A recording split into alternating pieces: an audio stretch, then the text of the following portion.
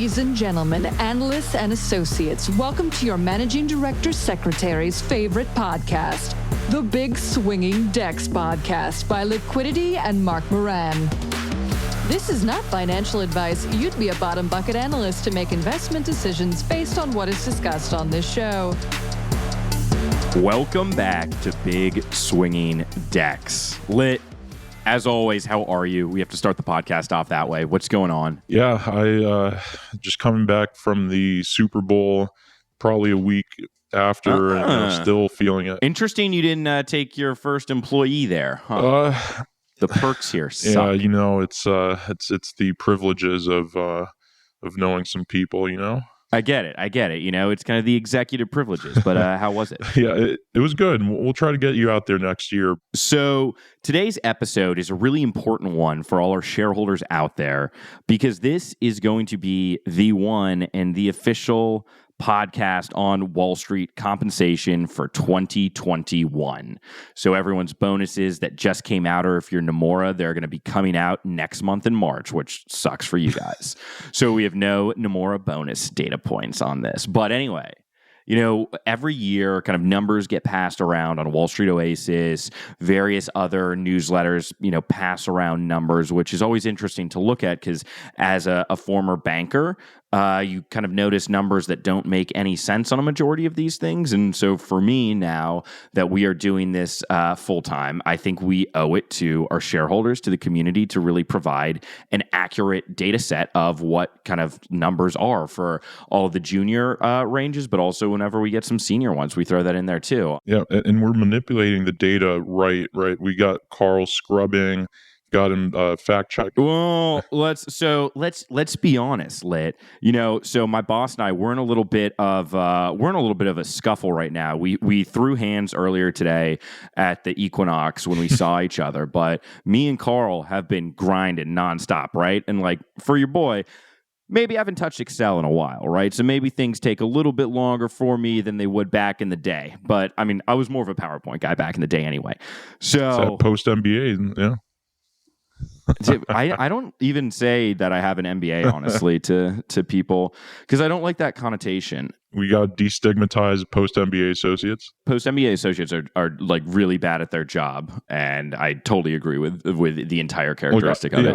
I'd say that, yeah, maybe the most flack comes from the post-MBA associates that go to the bulge brackets that they can cruise by a coverage group or ECM. Exactly. And they're just you know, I'll give you credit for you know, pure M&A that definitely doesn't leave you room to hide. Yeah, well, you know, it was interesting because it's like even at a Lazard, I felt like it was. You know, it was a good learning experience, but like, you know, when you're on a team that's so large, oftentimes, like even for a boutique, like I don't feel like you learn that much until you're really like thrown in the trenches. Mm-hmm. If you're someone who didn't have like the 2-3 year grind as an analyst, so you know, there's definitely pros and cons to it, but I think you're spot on. Where it's like the worst of the worst. The reputation for like a post MBA associate that is not good comes from someone who, you know, they went wherever to like whatever state school, and I went to one, so I can say that I went to two actually. But like whatever state school, then they worked in like consulting or something for 3 to 5 years. Then they got into Columbia Business School. They go work at BAML or Credit Suisse, and then they leave at 8 o'clock, and it doesn't work out well for anyone. Yeah. So should we try to get back into the back? Yeah, we're gonna cut that part, honestly. Okay. So we went on a little tangent there, but our producer Red's gonna edit that out and put in a cool sound effect right now.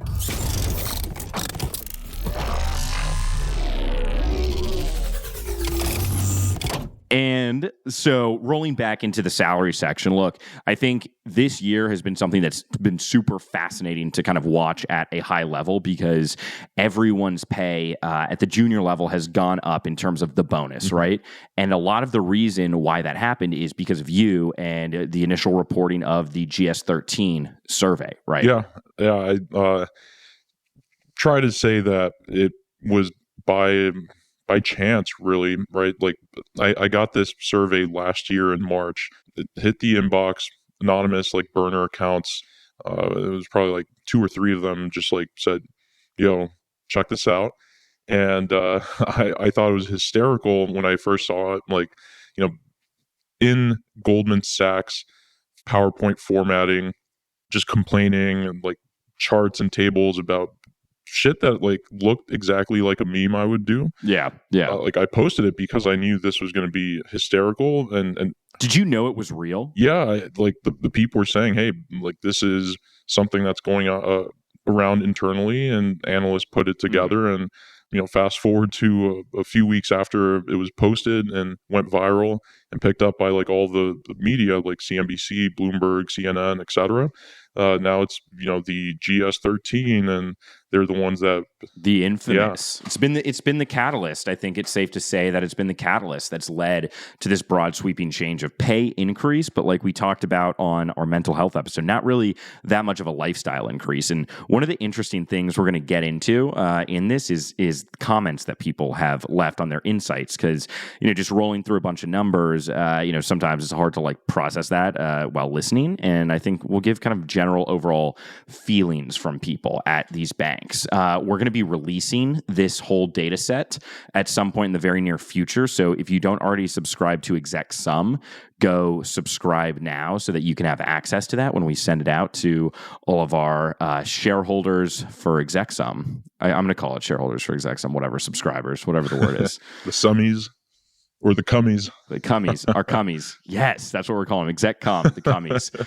So one funny story that I never told you about my time at Centerview. And so kind of like as a background, I'm never going to say anything that's like negative about Centerview, but I will about Lazard. And so I feel like, because someone was like, are you saying negative things or positive or whatever? I was like, well, tune in and listen. But I want to just say that Lazard's always the one that I bash if I'm not being direct about who I'm talking about. But this story is from Centerview. Okay. And so when you'd go in and get your bonus, we would have a year-end bonus in December, so it'd be prior to the holidays, and which is nice rather than getting in March like Nomura. But you'd go in, and so there'd be like one main partner there, and he'd have his kind of like two other important partners to the side. And it's like classic out of a movie. They give you an envelope, put it face down, slide it across the table, kind of flip over the piece of paper, and you get your number. And meanwhile, it's a glass office. You're waiting in line outside, and so you can watch people's reaction as they come out. It's like totally out of like a So you're all movie. standing up, like it's not some. Oh, yeah. Interesting. Like they'll call you like 5 at a time, and so you can see, and it's all your cohort, so you can see everyone's reaction, right? So that's it's fucking brutal. Yeah, I would do it where the office was a glass door, but everyone kind of is sitting in the bullpen, just like trying to peak, but also feel exactly. And then they get called in from the next person. But I mean that just sounds pretty fucking rough, all standing there. Yeah, well, I mean, everyone was always pleased, so it's like you walk out smiling. But one of the funny ones was, I forget what year it was, but two of the other partners in the room were wearing elf hats. So you walk in, there's Santa, and then elf hats, and you're like, all right, like I'm gonna get paid. So good, interesting place to work at. But we kind of broke the Centerview numbers that I personally confirmed with some individuals who are no longer at the firm. And then, I think we've been breaking numbers all throughout. And so, you want to just like roll into this. And I would love for you to kind of go with the analyst numbers, because I'm a little bit less familiar with those, and I can run with the associate numbers. But like, let's mix in the sentiments, I think. Yeah, let's do it. So, Lit, what bank should we start off with? Actually, what is the bank that you've most recently posted about with a unique kind of name you came up with based off their recent bonuses? That is Shitty Bank. Shitty Bank. Yes, that amazing. It was not really creative, but hey, it works, right? And I think it does the job. I think they really earned that name because of the sentiment that we got from all of our shareholders who submitted the data points into our survey, and also expressed discontent on a slide that I posted a few weeks ago. And in the DMs, just people like, yeah. And actually, one thing that you touch on there is multiple people. So we're looking at this with over 1,000 data points. It's by far the most comprehensive survey there is out there, and I've personally gone through all of the numbers to ensure that stub is stub, that full year is full year, blah blah blah. So they're accurate, we'll say. And I cross-checked them with Wall Street Oasis as well. But did they increase their salary at all this year for the analysts? Yeah, they did. So analyst 1 to analyst 3, we'll go through those right now. Just the base, right? This is separate from all-in compensation / bonuses. So that's something that we just need to make clear, because a lot of people, when they see this on the story on Instagram, they're like, what the hell is this? This is like peanuts. And I'm like, these are just base salaries, right? So, but with bonus, Citi's actually also peanuts. But so analyst 1 at Citi right now is 110,000. Analyst 2 is 125,000, and same for analyst 3. I think analyst 3 is kind of one of those flex positions these days. If it's like you don't get promoted to associate after analyst 2. You're kind of in limbo and potentially going to get fired. But some people have interesting things that come up, and so I think it's still there. But I think it just is interesting because this appears to be like a double increase, where this time last year base salaries were 85,000 for analyst 1s, like pretty much standard across the street, right? So since then, it was analyst 1s right out of college were 85,000. Then Citi bumped it up to 100,000. And then most recently, it's now 110,000. So I think that's pretty much keeping up or exceeding inflation. Yeah, it seems like it's keeping up with the Joneses of the other bulge brackets, to say the least. Yeah. But it's interesting because I was looking through a lot of the comments that people left, and so Citi had a record year this year, but it seems that everyone is extremely unhappy with their bonus. And so to quote a few, Citi is woat, which is worst of all time. Shit bonus. Waiting for confirmation of pay rise. Don't think it's going to happen. Shitty bank. Trash bonus. Bonus slightly up from last year. A lot of people unhappy. Just as many content too. Big mad. Record year. Salaries were increased by $25K for each associate level. Shitty bank should have stayed at another bank that we're not going to say. Record year for the group. Word is bonus were disappointing though. So I think that kind of says all you need to know about shitty bank. Yeah. So, I mean, that's kind of just in general sentiment that we received. And, it's consistent with the associate bonus survey results that I posted a few weeks ago. One of the interesting things I noticed in the Citi results, so, for some of these banks, we had more senior people fill out the survey. And so I was noticing, because everyone's always curious, what does a managing director actually make? And honestly, in most cases, it's significantly less than you would think.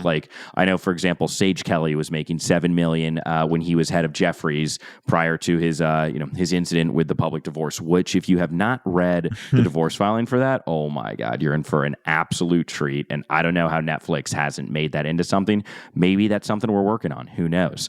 But this guy at Citi, who's a second-year managing director, so his base is $400,000, and his bonus is $850,000. So that sums up to $1.25 million. And it's interesting here because the thing about this is his base is 400,000 and his bonus is 210 or so % of what the base is. And so that's kind of how it works out to be at the upper level of finance at a bulge bracket. Yeah. And that's not surprising. I think as you rise up the ranks, right, you start to get a lot more variable comp based on what deal flow you're bringing in and a percentage of, the M&A fees or whatever fees you're pulling in. So, I mean, that's 400,000, I guess, is, nice and comfortable for most, unless you're trying to send kids through private school and living in the Upper East Side. Yeah, it's going to be honestly tough in New York where preschool costs $70,000. It's fucking wild. I did kindergarten twice. So I do not think my parents would have spent $140,000 on me throwing plastic dinosaurs across the room, but that's neither here nor there. I do think that's an interesting point, though, with having the, explaining kind of the variation with the base and then the bonus, right? Because it's like, the base you're always going to use that to live off of. And then with the bonus, like, that's something that, depending on the result for the bank's year, will always be able to be changed. So I think a place that's very interesting with that is Centerview. Because when I was there, like the associate base was 125, which was like, an analyst base now, basically. But the bonus was a lot more. And I think the thing about Centerview this year is historically they've always kind of been in the lead in terms of compensation at all levels. But it's really been this year where they bumped things up significantly by $40,000 at the analyst level. That's pretty crazy. Oh, wow. Huh? Okay, yeah, I'm just looking at this right now. That is insane. But I guess like you can give some context around this that a lot of people throw by just rumor or secondhand knowledge on Wall Street Oasis. Like, how do they pay that high? And like, what are the strings, if any, that are attached to that? Yeah, actually, this is kind of interesting because I'm a big fan of like bank M&A history. And so Centerview is kind of... Yeah, Centerview is kind of unique because it's private, right? So they can pay out in cash to everyone. But for, most MDs, they're at whatever bank, they're getting a significant portion of their whole compensation in deferred comp, in options, in equity, various forms, depending on what bank they're at, what level. And so that's not money you have in the meantime.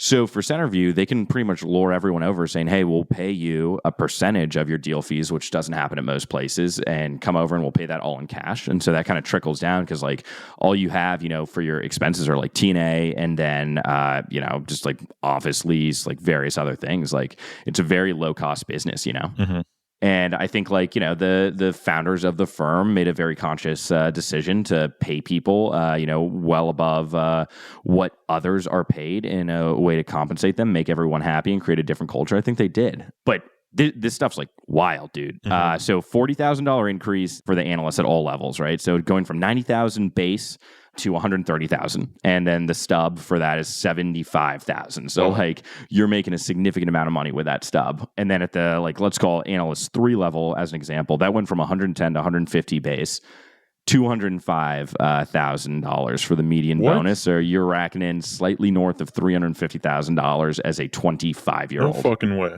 That is, wow. I mean, wild, right? That actually gets to a broader thing that I've been noticing, just like from people saying, hey, what is fucking my rationale for going to private equity or to a hedge fund, exactly. right? Like, exactly. Because they haven't experienced the same type of pay increases that bankers got all of last year and this year. And it's like, well, if I'm still going to get worked hard because the buy side isn't all just greener pastures, seeing these big numbers kind of will just like that a lot of people are in this just for the money. Yeah, it lessens that incentive, right? And I think that's so true because you always have people assume, okay, which I think personally is a totally flawed way to approach like life. It's like, I'm going to do 2 years in banking, then 2 years in PE, then blah blah blah, and it's like just kind of chasing that. I don't know if it's going to lead you to the best place. The worst thing you see is like when someone does that, then they go to business school and they end up back in banking as an associate. I hate to see that. You hate to see that.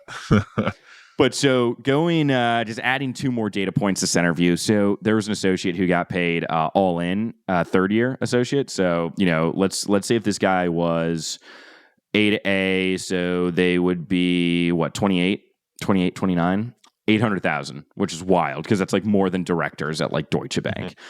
And last year, there was even a guy who was so they don't have the VP level. They only have the principal level, which is like VP and director. But a first year VP, let's call it, over $1.1 million, which is nuts. Wow. Yeah, that is nuts. I feel like that's going back to the good old days, meaning, pre-global financial crisis. So pre-GFC, as they say. Pre-GFC.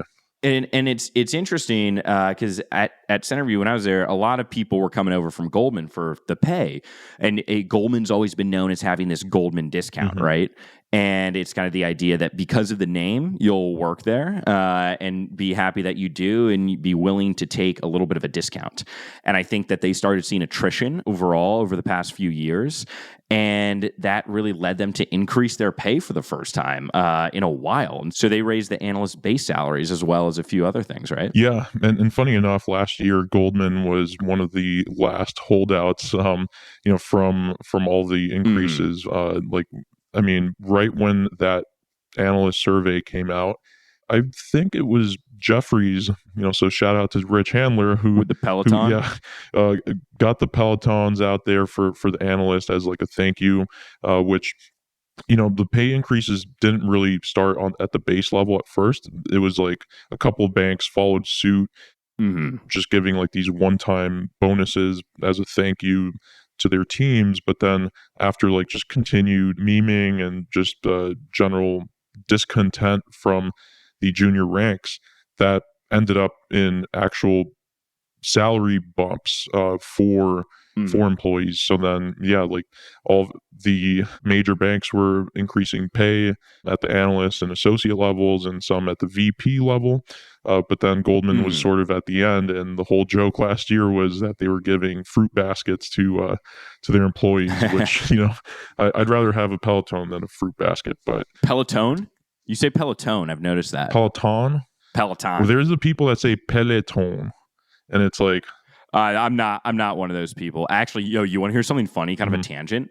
So I started getting into sports betting since, our podcast with Scott. And I was like, let me try it. There's all these like, put $100 in free, get $100 free. So I bet on the Super Bowl. I don't know what I'm doing, but I won money somehow. So I was like, let me throw it into some parlays yesterday because you get like whatever extra bonus, and I won some more money. So now I'm like, I'm just going to bet like some random thing every day. So I'm betting right now on the, this is a German soccer match. Like, I don't watch soccer, but it's the Mainz, Mainz. So like, sounds like kind of like an early 2000s rap group.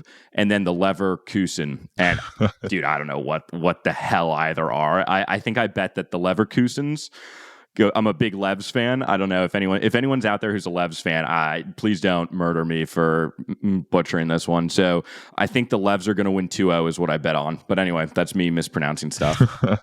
All right. Well, so back to where we were. Back to where we were. Look, let me just, because we can be here all day going through all the different banks. And let's give the sentiment of Goldman. Well, before that, I think like just to recap, like across all the other banks, I think, everyone has kind of fallen in line, give or take a few, thousand for the base salaries, at the analyst up to associate levels, and even VP, right? They're all like trying to triangulate around the same amount. But then the most variability comes in the year-end bonuses. Yep. And so we know now that it's not really based on the bank's performance, right? Where again, Citi had a record year, and then people are still upset, and you still see the discount versus some of the other banks like Bank of America or let's see, Credit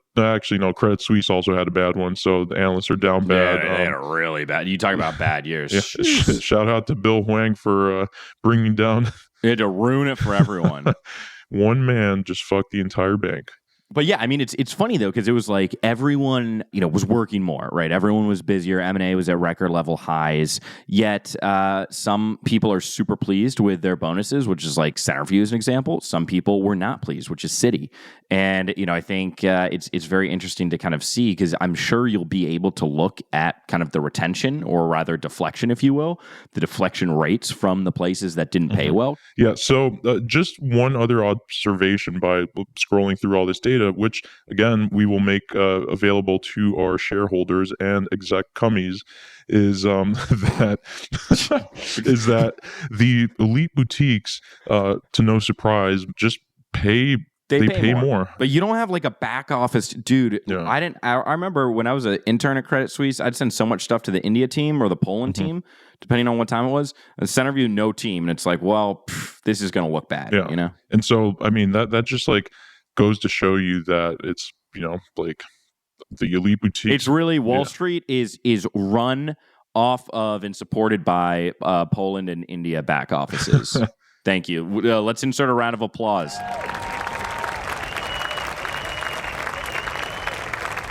Thank you, Red. Well, okay, so getting back to Goldman, though, they were a firm, like you were saying, always kind of had a discount, but it seems like everyone's very pleased that they finally paid up this year, huh? Yeah, that's a welcome change. I think that from information that I got in the DMs through, some people who were there, associates and VPs were handsomely paid. And to note, VPs at Goldman Sachs encompass the director levels too. So it's not like VPs, then you go to director or senior VP. It's like you're VP for like 6 years. Yeah. But that said, the VPs at Goldman were getting paid in the high six figures, upwards of 700,000-800,000, close, to $1 million when you were getting to like the VP3 levels. So I think that just goes back to our whole pre-GFC comp, which, hey, like, I don't think that's much of a Goldman discount anymore. Yeah, and so it's like, that it's at the VP level that I think it's been so surprising. And so I got a text from a friend who works there, and she was saying after a couple of years of insane profits and super lean teams, plus everyone leaving, it's about time in terms of them paying up. So I think, maybe DeSaul and the management team that saw that, if they weren't going to increase profits, then they were going to continue to lose people to other places like the elite boutiques. And so, one of the quotes that I saw is salary increase from last August, also lit AF right now. How do you feel about that one? Yeah, I like that one. That was an option for people to write into the survey. So we have a lot of people. Also, I'm lit as fuck right now. One guy was like, I'm pissed as fuck right now. Plenty of lit as fuck. That's funny. Well, that's good to know now. One guy was like, hope bottle service inflation isn't too high. Oh yeah, I saw that one. So I think it's like we need to make sure that these bankers are getting comped and staying ahead of bottle service inflation, restaurant inflation. I think that's why it's important for us to do this. And it's like that post you had the other day of the guy, was it Blackstone or BlackRock, where he's like, don't share your salary with the credit. It's like, fuck you, Yeah, boomer. That was BlackRock. Like, that's stupid. Like, the whole point is that you as an individual should be earning whatever your value is. Maybe to other people that value is more than it's worth, but if your friends are getting paid more than you for doing the same job, you should get paid more. So never feel kind of bad about leaving a firm, or like it always like, and I've really found this like in law school, that people would be like, oh, I want to work at like the best firm. And it's like, I love my firm when they come back from, it's like, you're so dumb. Like, you're so dumb to think that a company loves you and you should have loyalty to it. Like, you're a corporate sellout already. Go to the place that's going to pay you the most. Honestly, that's the quote of this podcast.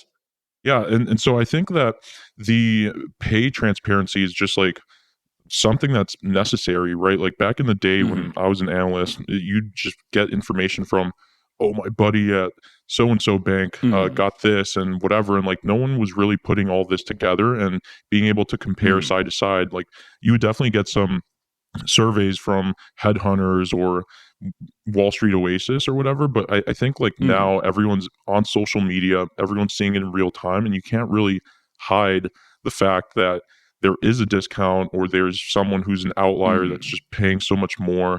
And yeah, to your point, that if you're doing the same exact job, which say like when you're an analyst 1 or 2 at a bank, it's like everyone's kind of doing the same thing. And it's hard to like justify like someone else just getting paid, 50 to 100 grand more for doing the same job of logos on PowerPoint and putting and fucking up a DCF and doing it over and over. But hey, I feel like we need to do an episode just on advice to analysts. I always get a lot of like DMs about that. I feel like we should do that at some point. Let's do it. And then, so one last thing then, because again, like everyone's just going to have access to this data after we clean it up, is dinner allowances. This one's a funny one because... Yeah, you probably would be better at answering that, because at Centerview, it was unlimited, so I never had to worry. Yeah, I saw this in the data. I'm like, what the fuck is unlimited? Like, could you go and get like $200 a night? Yeah, but it's like, I mean, it's one of those things like, you're treated like an adult, act like one. Mm-hmm. So if you did that, then, ultimately a limit would be placed on it or something. Like it just didn't get to that point because it's like, why are you going to sacrifice your job getting paid $100K more than anyone else, for $150 of food? But it was, I would say it's kind of like my mental thing was like, if I was pissed off and I'd worked a lot, I'd get around $50, but like I would never kind of do more than like 40 normally. Okay. That's interesting to know. But dude, I would be ordering like from this. There was this one Chinese place that the girl I was dating at the time liked, and so we'd be ordering for both of us for it. And then I never had to pay for dinner. It's great. I miss that. There you go. So I don't get dinner for free here, unfortunately. My boss doesn't let me. Unless we're going for a meeting, we drop the card. But you trying to meet up at Fiddlesticks tonight and drink? That's comped. That's it's part of our wellness package here. My wellness is blacking out at Fiddlesticks tonight because I've been up since 5 looking at fucking comps so we can get it out to the shareholders. So, okay, going to the dinner. Yeah, go to the dinner, Lit. Go to the dinner. Yeah. Okay, so let's see. Citi, to no surprise. Yeah, well, the thing is, it's no surprise that I'm looking at Citi, Credit Suisse, and DB are still at $25 a night. Right. And that's something that's been the amount for probably over a decade. Right. And like $25 is not getting you much these days after fees, after delivery tips, after just the general price of a fucking tuna sandwich at a bodega has gone up. Like, how that's something I think could be like a little, hey, like let's bump this up like $5 to $10 or whatever, so someone can actually get a meal with a drink when they're at their desk, like depressed. So let's see, Citi, Credit Suisse, Deutsche Bank, Goldman, Jefferies, Wells Fargo. These are all still at $25. Oh, and UBS. They're not classic. I didn't know they were still around. Yeah, I thought they were a pure wealth management shop these days. But dude, have you seen those TikToks of the people dancing? It's like, well, you don't have to dance, but we have a spot for you. It's like, get the fuck off my TikTok, all right? I'm trying to watch Alabama Sorority Rush. Oh man, so those are the 25 ones. Did you ever develop a relationship with like a bodega you could order from, and you could order random things, then call them like on a Friday and be like, hey, yo, actually, can we like sub that out for some drinks? Oh yeah. Well, I never had the relationship with one, but it was more of like, I would just do that to whoever had like something and that I could swap out. But dude, at Centerview, they're like the kind of PE arm. They had an investment in this like moonshine company. So like, if it was Friday night and like, I'm working, man, I would get lit off some fucking moonshine. There would be time I'd walk out there and be like, God, I hope no one sees me. Like, what the fuck did I just do? Apple pie moonshine. That's good. Nice. So the $25 ones, okay, we already booed them. Now, $30 is, I think, where, it's like the banks that have moved up are kind of in that range. Not much else beyond that. But, you've got Baird, you've got Bank of America, which is now BOFA, not BAML. BOFA these nuts. These nuts! Got him. So then Evercore, JP Morgan, Lazard, and William Blair are all at $30 a night. So I think, okay, they've been up there, and I think most of them in that list that I just mentioned are in the boutiques. So even they're outperforming most of the bulge brackets. And then you've got, surprisingly, BMO and what is BMO? Bank of Montreal. Learn something new every day, huh? They got a bank in Montreal. That's cool. Yeah, well, they're the Canadian Goldman Sachs. No, I've read about this on Wall Street Oasis. They have the metals and mining group that is supposedly like the worst group on Wall Street. Worst one, but apparently like the best in terms of just like, the amount of deal flow or coverage that they get. Dude, but it's like they're all of oh, you know what? I figured out who won the Super Bowl tickets based off this, because they're doing mine deals or whatever the fuck in West Virginia. So clearly BMO metals group. I figured it out. Interesting. Oh, interesting. So yeah, like I guess no one's above 35 really, unless you get to Centerview, which is unlimited. But I have a question for you though, because I feel like the incremental $10, to go from 25 to 35, right? Yeah. I feel like that would do so much more for morale for people than the management kind of understands. Like I feel like that's a small cost, but it goes so far in terms of what is being offered, right? Yeah, it's like, hey, I want cheese on this burger.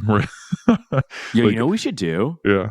We should make a really and we'll have Carl do it, but it's probably going to be me. Make a cool graphic that is just kind of something that we throw up on social media, and it'll have kind of a sliding scale of all the banks, and we should just have people share it and publicly shame their bank and see if we can get all the $25 ones up. Can you imagine everyone just moves to $50? I feel like everyone should be 35. 35. Okay, well, I was trying to go for 50, Mark. Everyone's trying. Yeah, Mark's trying to shortchange you guys. That's not realistic. You're not gonna get all, because it's you could easily a $5 movement. Rich handlers should go to $35. Guys, everyone, this is what we're gonna do. I'm gonna make a cool graphic. Everyone just blow the fuck up out of this. Send it to Lazard HR, and then send it to every HR. But let's get the meals up. Let's see if we can do that. I feel like we can make a movement for this. Let's do it. Yeah. Do we know? I don't know what the Barclays meal thing is because no one sent it to us. So maybe they don't even get food. Oh man, yeah. Well, if I were to guess, it'd probably be 25. 25. So, hey, do you remember in that book by Bill Keenan, Discussion Materials, when he was talking about in a whole chapter, it's kind of one of those themes through the book of getting the perfect price meal at $25 to the penny? So I have the book, and Bill, if you're listening to this, I'm sorry I have not read it, but oh, dude, it's so good. You got to read it, honestly. Yeah, I've been meaning to get around to it. I think we should have him on. That would be interesting. Yeah, I've gotten beers with him one time. He's a cool dude. Nice. Well, there's an invitation there if you're listening, Bill. We'll be in touch. All right. So yeah, we're gonna try. Let's try and bump the bump the food allowances up. I'm going to go tweet about this after. So, hey, those people on FinTwit who hate you? I think I've started make friends on FinTwit. I think Twitter's going better for me than it was last time we checked in on my Twitter. Yeah, it was a train wreck at first. You were getting ratioed every day. Bro, because I would go tweet and then I'd go hang out with people or whatever. I'd be I remember I was at what's that bar above Five Guys? You're always yo, you want to go to this secret bar? I've done that. Oh God, what's it? Starts with the G. Dude, I don't even know. I know where it is, and it's you're just yo, you want to go to this? God, yeah, classic. It's in West Village. Yeah. But I remember being in the bathroom there, looking at my phone, be shit, this is not going well for me online. Not at all. Not at all. It's the Garrett. The Garrett. Yep, the Garrett. God. The Garrett where you run into everyone who looks like a Garrett. Wait, what does that mean? What does it mean to look like a Garrett? Kind of like you. I look what? That's insulting. That's insulting. I don't look like a Garrett. No offense. I'm just saying. I'm taking that. It's people. It's people that have nice hair. Dress well. There's no offense. Okay. All right. So the food thing, but you know what I think we should do to round this out? Because I think the thing with this podcast is we wanted to highlight Centerview as being good, Citi as being shitty, use Goldman as kind of an example of a bank that has pivoted their kind of policy this year for a few reasons and had a larger payout. And then, the rest of this, we're going to release to you guys to be specific. But I feel we should just kind of alternate back and forth on these comments that people have left and said the bank, and just kind of run through the sentiments that people are feeling at the bank, because there are some fucking funny ones. All right. Moving into our appendix section, which we just decided off Mike that we're going to literally just rapid fire our favorite comments that we can find at each other in an effort to see who is funnier, who can find a funnier comment online. And that's also going to kind of give a little sentiment of the bank. And this is something that, you're not going to get anywhere else, honestly. So we have all the sentiments for all of the banks, and we're going to give it to you right now. You want to kick it off? All right, let's do it. Okay, so I might take the one that you were about to get, because this one's pretty, it's just simple and to the point. So, I'm tired, and the bump did not make me happier. Where's that from? That one is from Bank of America. Bofa. These nuts. These nuts. All right, next I got one coming from William Blair, all right? But I got to do the voice that I feel like it's coming through in. Fuck Blair. Chicago's a big market. Fucking bullshit that they pay us so little after the year we had. I feel like half my fucking class is leaving. We are furious. Oh, all right. Let's see this one. Evercore associate planning to leave this year because of burnout. Oh, thank you for the honesty there. Interesting. All right, I have one more here from Goldman Sachs. Record year, not even matched inflation in our comp. Ooh, wait, that goes against what happened in the associate and VP levels. So analyst 1 down bad. Interesting. It's always the analyst, you know? All right, I got one now. This is coming in from prior to me learning about BMO, the only other bank from Canada that I knew, RBC. Quote, firm is a joke compared to the street. Canada makes 50% what US RBC makes. E.g., C dollar sign, I'm guessing that's Canada dollars, is $150K base versus a $275,000 base. That is a huge, you like that? C dollar, Canada dollars? Yeah. Yeah. Canada fucking coin. loonies, dude. They got a lot of loonies there. Is that a crypto? Yo, you want to make it? Yeah. You want to make the it? Trudeau coin? I don't like.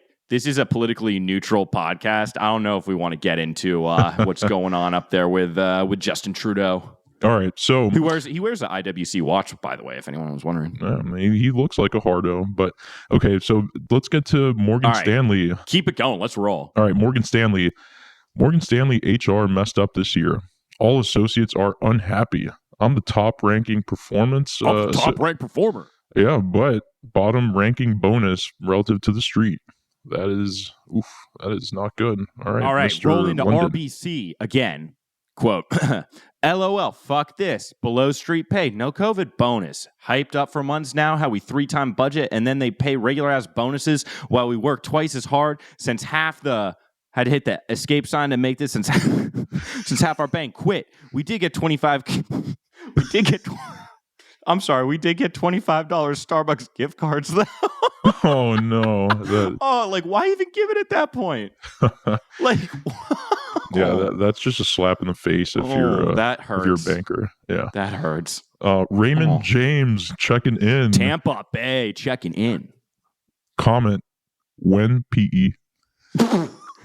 Wait, can you explain why they spell it WEN? Because the first time I saw that was when our friend on Twitter, Sperm Trades, shout out Sperm, this guy who talks about trading online, and he likes to comment on people's things. And his comment, so imagine me on Twitter, not having been on Twitter, and I get a notification that says at Sperm Trades, and then what they said is get fucked. And it's like, whoa, what did I do? You know, I'm just getting screamed at on the internet. Yeah, no, so WEN just comes from a general 4chan meme gamer type culture, you know, something that as a terminally online virgin myself, I'm very well versed in. So there's an actual meme format that's this like orangutan that's like WEN banana on a talk show. So WEN PE. WEN PE. Hopefully soon. Actually, I had one kid DM me and he was like, yo, I got a buy side interview this morning, like any advice. And I thought back to there was one form in terms of the kind of what we look for at Centerview when you're interviewing, and it just literally was a Word doc that you open. It was one sentence and it said never be desperate. And I think that's true both as the firm but also the individual candidate. Like in anything in life, it's like dating, especially dating, like, you know, you always want to act like you have other options, even if you don't. Like, you always want to have other options. You know, if you're interviewing for a buy-side job, you know, never act like you're in a rush to leave your current job, that it's going great, you know, blah, blah, blah. It's a two-sided street. Everyone's playing everyone, you know? Yeah. All right. I found one here from UBS. All right. So let's see. Okay. Analyst 2, UBS, being staffed as an AD, which for those of you who don't know, an AD is associate equivalent. So being staffed as an AD for almost a year. What does AD mean? Associate dick. No, it's associate director. That's like, did a consultant come up with that title? Like, I'm an associate director. Like, what the? I don't know. I'm still confused. So this analyst has been staffed as an AD for almost a year since they only have 2 left and still getting paid like an analyst. as an analyst that was there, that fucking sucks. And it's like you should be getting paid that 100,000 more just for having a different title. I got two good ones from JP Morgan. First, fuck JP Morgan for not paying up. Tight ass hose. Second, gonna buy some $LIGMA, Ligma, which is a pink sheet stock. Everyone should go buy that. Let's pump it up. This is not financial advice. This one's from William Blair. I'm gonna try to sound like the analyst here. Yeah. Do it like in the voice you think they're like talking in. All right. Fucking disgusted with Blair. All the old men at the top made millions. I'm working until 4 a.m. every fucking night, even Saturdays, and I'm making less than a first-year programmer at Yahoo. Is Yahoo still around? No. Wait, no, dude, they have Yahoo Finance because Munger did the interview on it. Because I was scrolling, I was like, who's this weird-looking like fish guy? Charlie Munger, apparently. Long-term investing, my ass, dude. Yeah, I mean, Come Rocket is the future old man.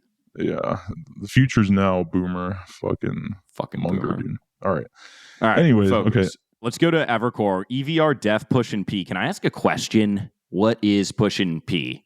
I'm not going to lie. I've also Googled it with Urban Dictionary. I still don't have an answer. Is it good? Is it bad? What? It's good. You just know when you're pushing P. You're pushing P? Yeah. We're pushing P right now. I feel like I swear to God, if this is the wrong, because I'm going to use that on Twitter. If I get roasted by these fucking Gen Zs, you're gonna have some problems. Okay.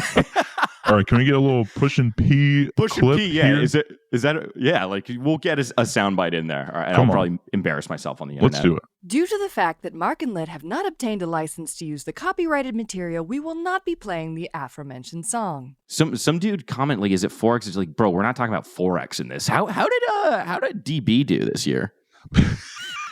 So DB stands for down bad. Down bad.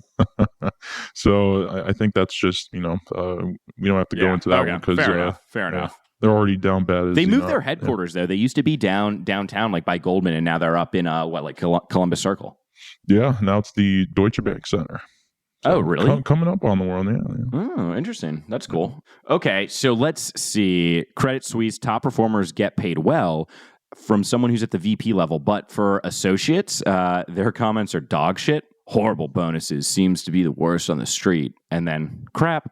I feel like that's a nice like crap. It's very nice. Crap. Wish dog I got shit. more. Yeah.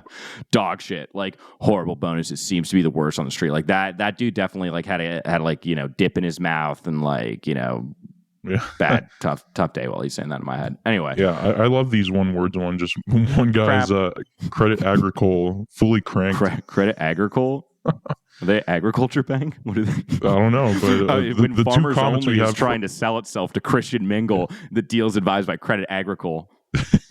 The only two comments we have from Credit Agricole are fully cranked, and then Credit AG pays shit.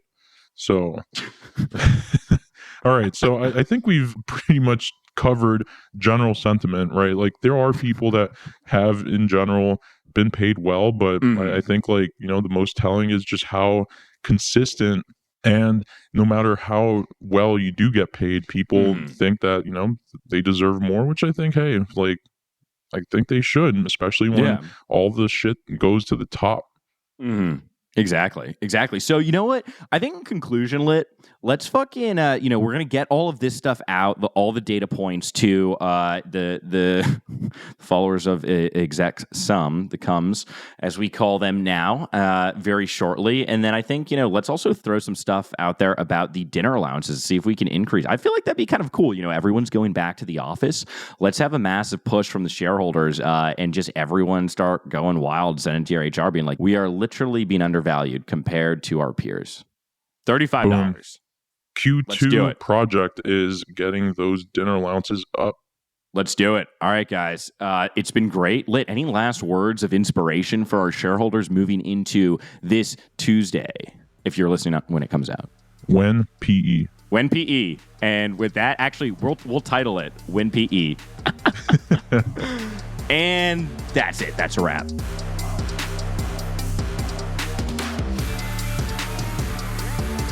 This has been Big Swinging Decks by Litquidity with your hosts, Lit and Mark Moran. This is a Red Rock Music podcast and is powered by Acast. Our executive producer is Red Yoakum. Our associate producer is Emma Martins. For more, follow us on Instagram at Litquidity and at It's Mark Moran, or visit the official website litquidity.co. So tune in weekly to your Managing Director Secretary's favorite podcast, available wherever you listen to podcasts.